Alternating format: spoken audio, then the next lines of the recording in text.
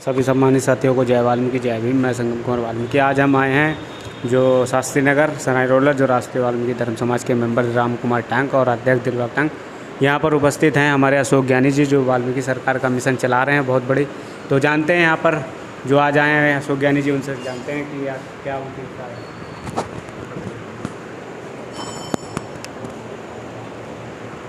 जी, आज शास्त्री नगर सराय Rohilla, Shastri Nagar metro station के पास सराय रोहिला में हम अपने वाल्मीकि समाज के बीच में आज संविधान चालीसा की थोड़ी चर्चा हुई और आगे भविष्य में छोटी छोटी मीटिंगों के माध्यम से हम अपने समाज के बीच में उनके कानूनी अधिकार, संवैधानिक अधिकार और उनके बताएंगे कि भाई आपके ये अधिकार हैं, इनको ले लो। और संविधान चालीसा इसलिए पढ़ना ज़रूरी है कि हमारा रोज़गार, हमारी शिक्षा, हमारा न्याय, सुरक्षा, हमारा ये सब अधिकार बचा रहे। क्योंकि हम पिछले 5000 वर्षों से जो चालीसे पढ़ाते आ रहे थे उसी को पढ़ते पढ़ते आ रहे थे, मगर हम अछूत भी थे।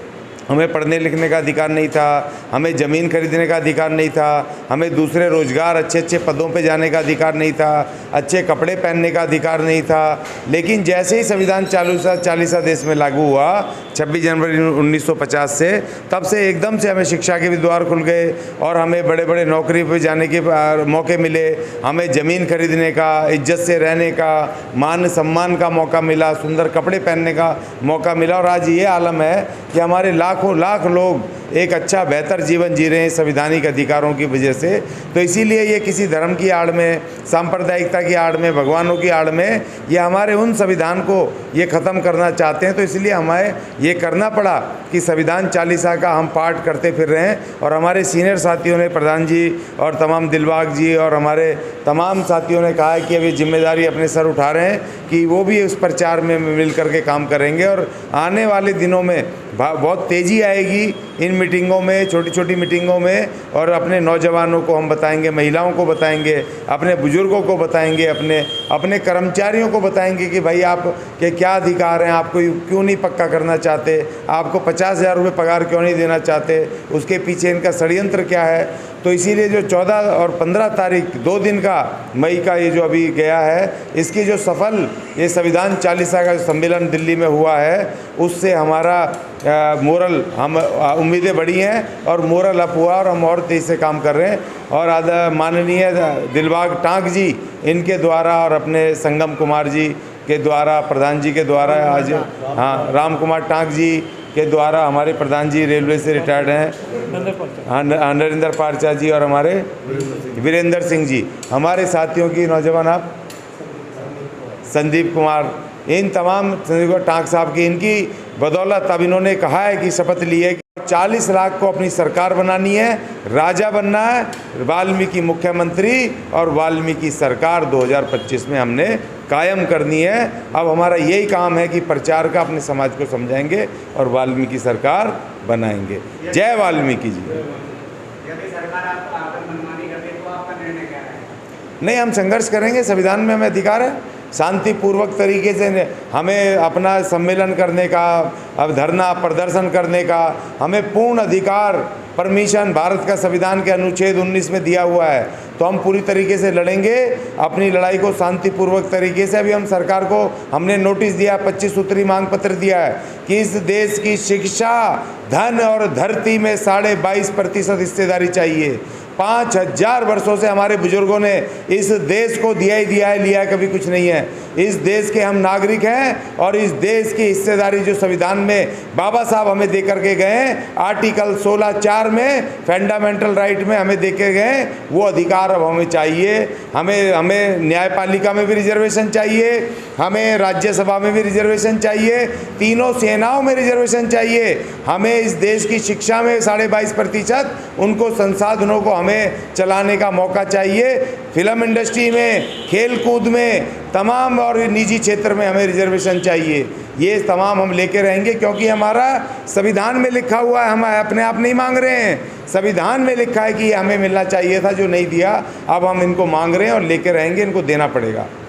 जैसा कि पिछले चुनावों में ईवीएम के द्वारा मतलब कि गड़बड़ी की गई थी इलेक्शनों में, अगर इसी आधार पर दिल्ली में भी ऐसा हुआ तो उसके लिए आपका निर्णय क्या?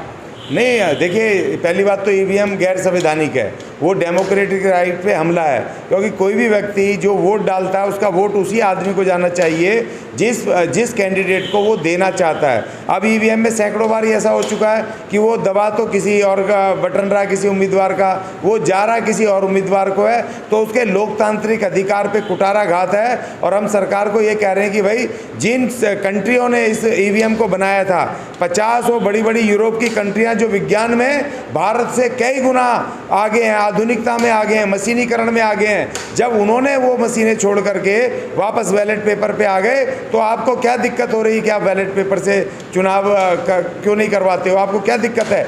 जब इस देश की जनता नहीं चाहती कि ईवीएम से चुनाव हो, तो आप बैलेट पेपर से चुनाव करवाइए, भले कोई जीते।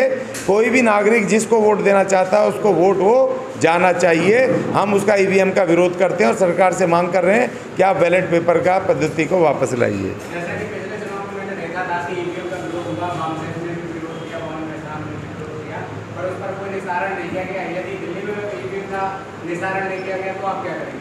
देखिए, अभी चक्कर ये है कि अभी हम यूनाइट हो रहे हैं धीरे धीरे। हमने एक अपना प्लेटफार्म तैयार किया और हमें पता है कि अभी हमें इतनी भारी तादाद में वोट मिलने वाला नहीं है। मुंगेरी लाल के सपने हम देखते नहीं है। जिस कांग्रेस को इससे तकलीफ है ईवीएम से, जो विपक्ष में पिट रही है, वो ईवीएम के खिलाफ नहीं बोल रही।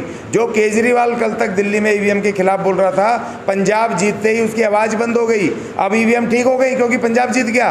और जो विपक्षी दल हैं, चाहे आरजेडी हो, चाहे वो समाजवादी पार्टी हो, समाजवादी पार्टी या बीएसपी हो, इन्होंने ईवीएम के खिलाफ नहीं बोला कि जिनको कल को ज़्यादा वोट मिल करके वो सत्ता में आ सकते हैं। हम अभी इसलिए इस पे सवाल को नहीं उठा रहे हैं, कम से कम हमें ऐसा माहौल क्रिएट हो जाए, हमें लगे कि हम सत्ता में जाने वाले हैं, तो फिर हम जरूर इसको सवाल को उठाएंगे। अभी ऐसे किसी भी मुद्दे में हम अपना समय नष्ट नहीं करेंगे जिस मुद्दे से हमें और हमारे समाज को लाभ नहीं होगा।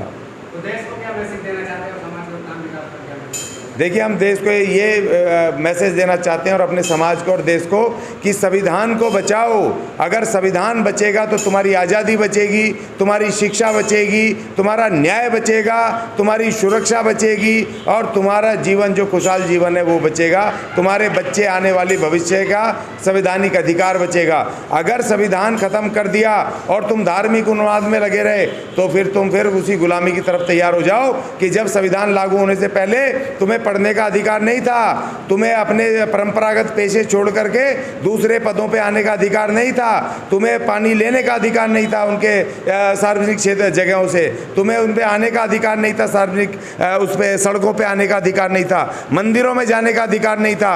अगर बाबा साहब आंदोलन नहीं करते और संविधान के आर्टिकल 25 में नहीं लिखे जाते तो तुम्हें आज भी मंदिरों में घुसने नहीं दिया जाता। इसलिए उन चीज़ों को मत सपोर्ट करो जो तुम्हारी गुलामी का कारण है। जिस डाल पर बैठे हो उस डाल को मत काटो, अपने पैर पे खुद कुल्हाड़ी मत मारो, अपने इस महान संविधान को बचा लो जिसकी बदौलत तुमने तरक्की की है, शिक्षा मिली है, सब कुछ मिला है। ये मेरा संदेश है। तो हमारे राष्ट्रीय वाल्मीकि धर्म समाज के जो अध्यक्ष हैं, मैं उनसे भी जानना चाहता हूँ कि वो किस तरीके से ज्ञान जी का सपोर्ट करेंगे और वाल्मीकि सरकार में मिशन वाल्मीकि समाज पर लागू करेंगे। मैं सभी साथियों को जय वाल्मीकि, जय भीम, जय रविदास। हम यहाँ पे 4-5 दिन से ज्ञानी जी के जो रखा था इन्होंने जंतर मंतर पे प्रोग्राम, उसके लिए आए थे और हम यही चाहते हैं आने वाली सरकार वाल्मीकि समाज की हो और जो हमारे संविधान को ये मनुवादी सरकार ख़त्म करने जा रही है, हमारे संविधान को बचाने के लिए हम कोई भी कुर्बानी दे सकते हैं और इसके लिए जन मन धन से काम करेंगे।